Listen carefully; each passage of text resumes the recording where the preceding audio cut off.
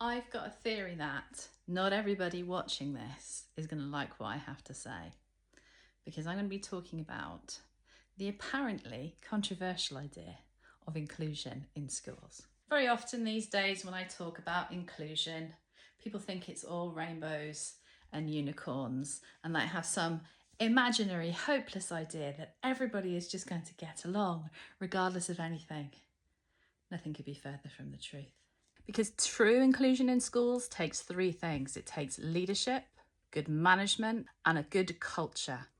Now, if you're interested in finding out more, stick with me. If you're not, scroll on by. My name's Katrina Lowry, and I work with nurseries, schools, colleges, and businesses to improve inclusion for neurodivergent people. So what do I have to say today? I work to open the door to true inclusion by working with schools who want to have me there. Now, I often say, I'm like a vampire. You have to invite me in. Because let's face it, not everybody wants a blue-haired, recently tattooed woman in their early 50s with unusual glasses to help them.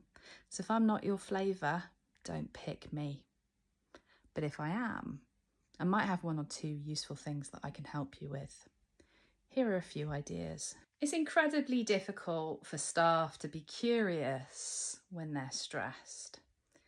Really, the gateway to true inclusion is creativity. It is about how creative you can be. So I can work with your school to provide training for all members of staff on celebrating neurodiversity and what that means in the classroom. This will give them the confidence to know that actually all they need to do is to make small tweaks to their already excellent practice and use their years of experience to improve things, not only for them, but also for the pupils in their class. Doesn't that sound great? Training is a fantastic start, but sometimes a little bit of one-to-one or small group mentoring can also be useful. For example, if you've got a cohort that you just can't quite get a handle on, or perhaps you have a high number of children with neurodivergent needs that you haven't seen before in your school, or you just haven't in a while and you need some very specific ideas, that's where mentoring might be useful. And then there's my absolute favourite, culture change. So what I can do here is to help your school on its journey towards true inclusion. For example, I could work with your management to try and look at resource allocation, such as your human resources, effective use of your time, and also your classroom and environment.